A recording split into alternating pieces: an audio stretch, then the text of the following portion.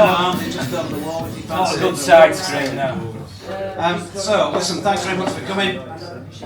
Great to have so many regulars, because this is the fourth time we've done a Leeds United themed evening. First time we've called it Leeds United Heroes, but our two special guests obviously are, and what a week of what a week to be a supporter of the club and to be involved.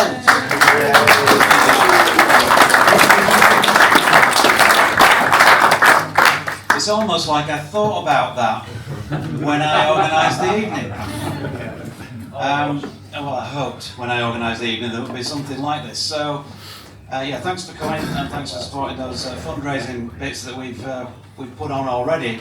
So the format for tonight is pretty simple, really. We'll be hearing plenty from Tony and from Eddie, maybe a bit from Robert as well.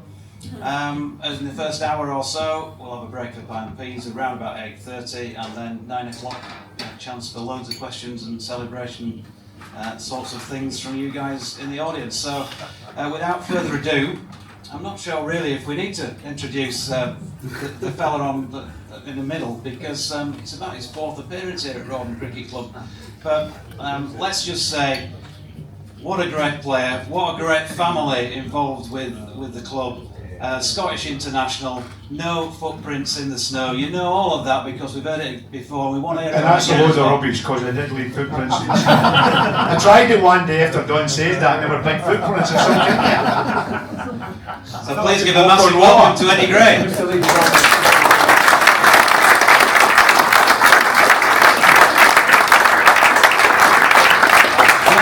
To my right, first time we've actually met, Tony and I, but he used to play with a few of my old teammates, Brian Dean, David Batty, except he carried it off a bit better than I did back in the day.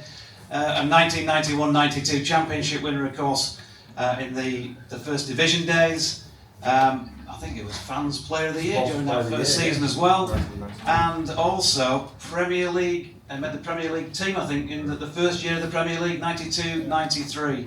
England international, of course, despite the fact that he's not really got much in the way of anything to do with England. Doesn't seem to matter, does it? I've got to say about that Tony's team and our team, you know. I was at a do one night and Billy got asked, you know, Billy Bremner. He says, listen, if you played against Howard's team, what do you think the score would be? So Billy thought about it. And he says, well, I think it'd be a tight game. But I think we would beat them 1-0. So the compere says, why only 1-0, Billy? Why no 2 or 3? And Billy looked at him and says, you've got to remember, we are on our 50s now.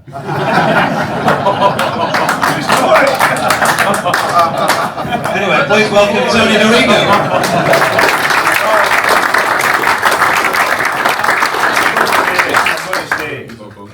Is this working? No. Is it working now? I've got to say, I mean, I love watching Tony's team play. I mean, they're a great team. Howard obviously did a great job for the football club. I spoke to him not long ago when we were out in Sheffield, you know, and I don't think, it's funny, I don't think Howard Wilkinson gets the credit he deserves in our football club. Yeah, you know, it actually brought me back to the club. And this is funny, you know, because Howard has a reputation of being a bit doer. So he phoned me up one day, and I was just doing a bit in the media, radio, these and things like that. And he says to me, I'd like you to come down and see me. So I says to him, Howard, I hope you're not going to give me a telling off or get going to me for maybe criticising your team and how they're playing. He says, no, I just want a word with you, Eddie. So I went down the Elland Road, and I sat across to him. Well, I nearly fell off my seat, because I didn't know Howard, but he had this reputation of being a bit doer. He says, Eddie, I want you to come back to the club and work with the young players. He says, I want football players at this club that excite me and get me up off my seat. And I thought, bloody hell, I'm talking to Howard here. And that's what Howard wanted. And he brought Paul Hart and I back to coaching youth teams, and obviously we get players like Kuhl, your countryman, and you know, with Stephen McPhail and Jonathan Woodgate. I mean, when you think, you know, like, how many centre halves play for England? You know what age he was when he played for England? 19.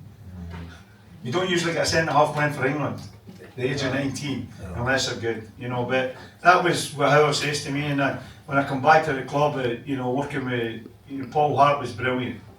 Paul was great. It was a bit harsh, Paul, with the players. So I think that's how I wanted me just to come in and calm them down a bit. I think I was the only player I could say to Hart because I played with him. And I knew he wasn't very good as a player. That's saying good on you. Is that why I went to Forest? Yeah. No, Paul was great at getting young players in the club, and through that era, the Kuhl and Stephen McPhail and Jonathan Woodgate. I mean, with some top class players, and it was all down to Paul and his coach's methods. He was a great coach, Paul Hart, a great coach, but it was just a little bit too harsh on the players. So Howard just wanted them to calm down a bit, so I could get him to calm down, because I played with him, and I knew he wasn't very good, so I could say to him, hey, I'm only joking.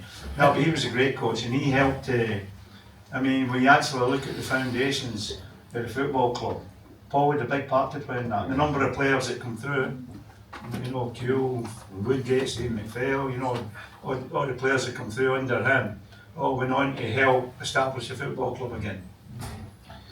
Tony, and when you arrived from Chelsea, did it Chelsea Wyatt? Come to my senses. Did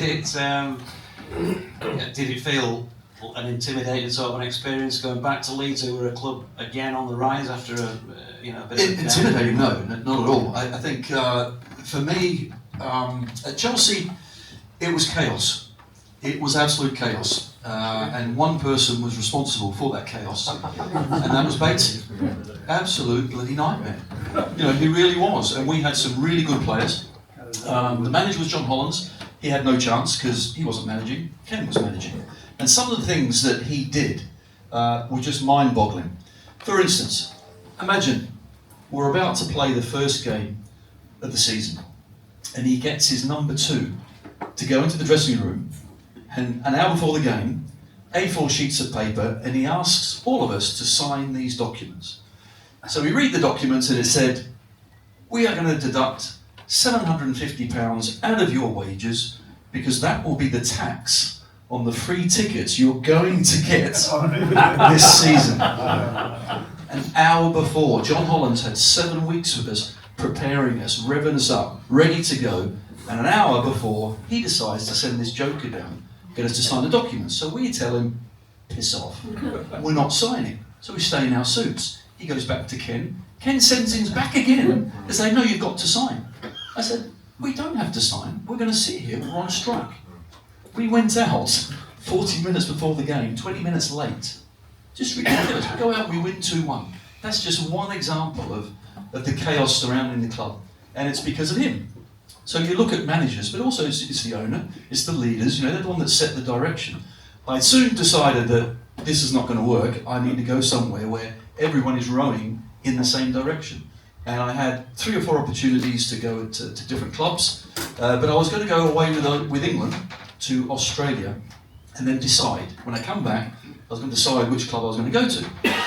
Then Howard rings me up, and he says, right Tony, Leeds United, we want you to come here, come up tomorrow before you go to Australia, because we would like to discuss signing you. I said, no Howard, I'm going to go to Australia, and then when I come back, I'll talk to the various clubs.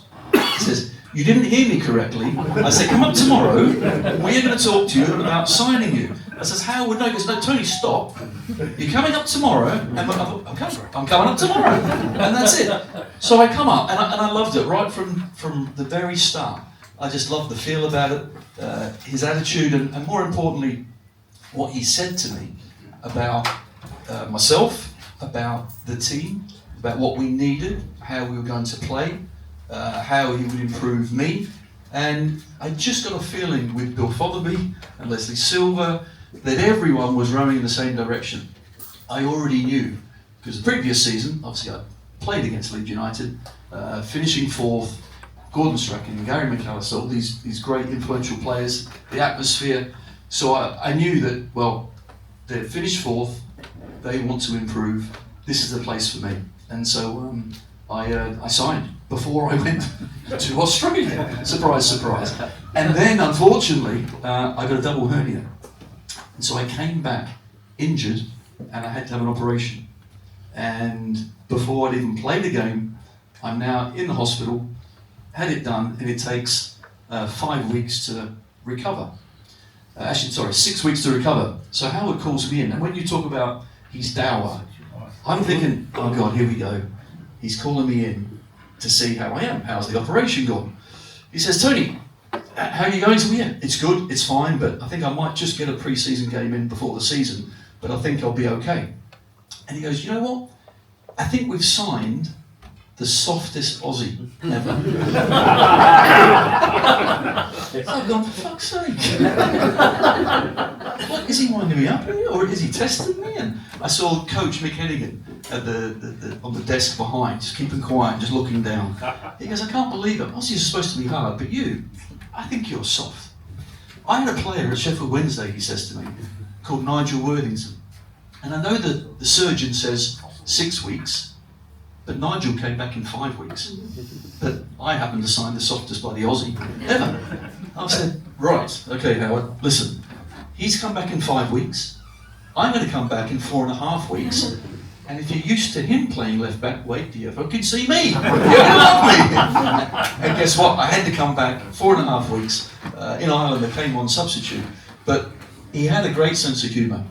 And you're right, Eddie, and that's the thing, you don't quite realise that. Yeah, I had a good sense of Granted. Still is, actually. Yeah, granted, it's very deep down, but once you get there, it's really worth it. And I do 1 or 2 events with Howard as well, and it's absolutely fantastic to, obviously, I still call him boss.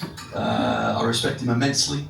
And you're quite right with regard to not getting the credit he deserves, because you look back at where Leeds were at that point, you know, meandering nowhere, and the structure he built up, the success he had, and he was clever in bringing the right people in, and obviously this guy next to me as well, Paul Hart. Obviously Strachan was a real leader at the time, but gradually he built and built and built and built, and wow, who'd have thought we could go from that position in the league to then winning the title.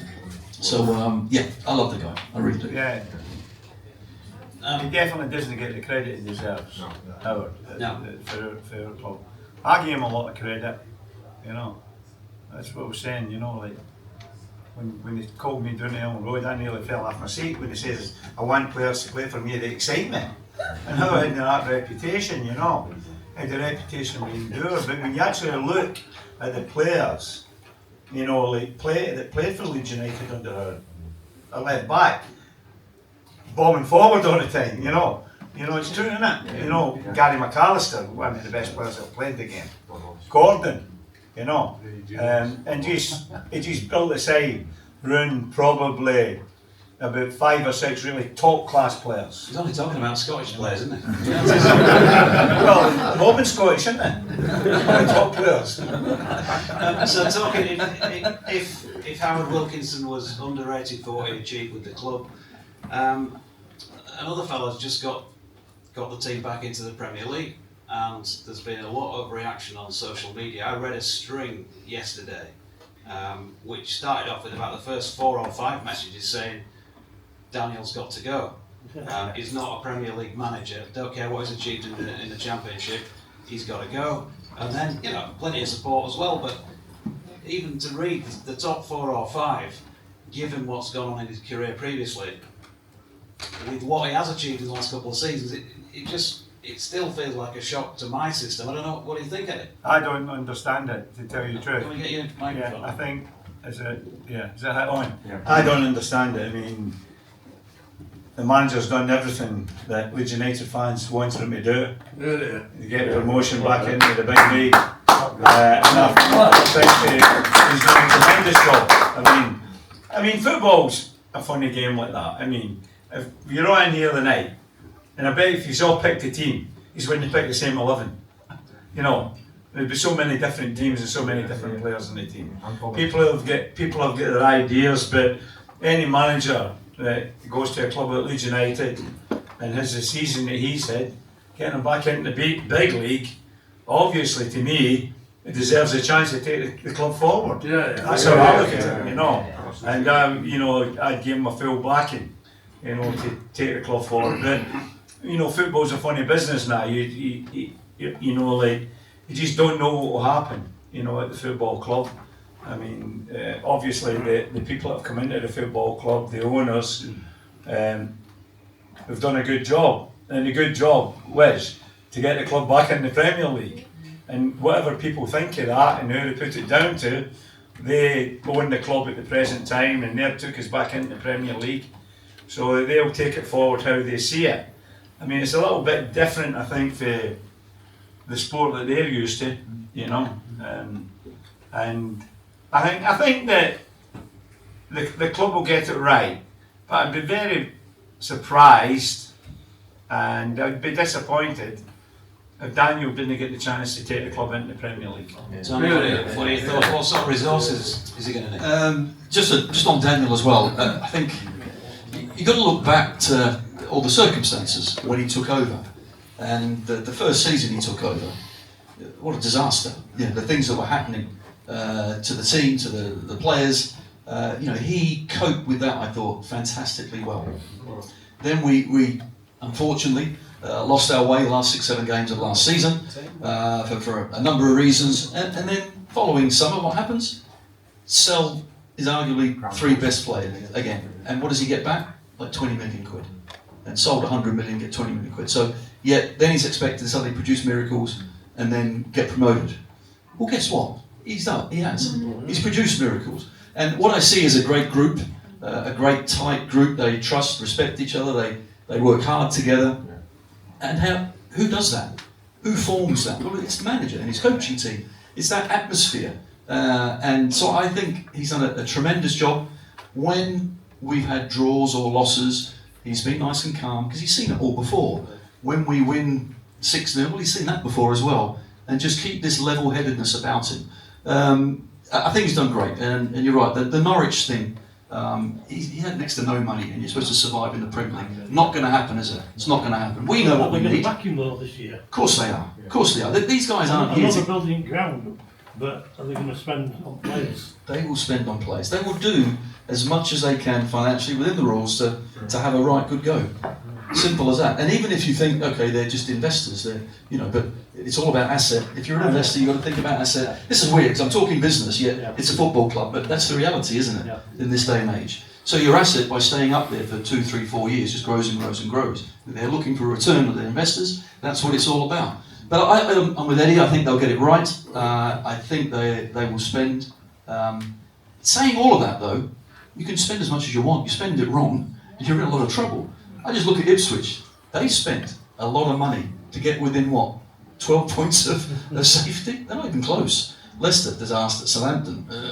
So, we've got a big task ahead. I'm not going to think like that, because we should be celebrating that. It's all about what we've done, which is incredible. But I think Daniel has deserved the right to have a proper go. I think he's handled himself really well. And let's see how he goes.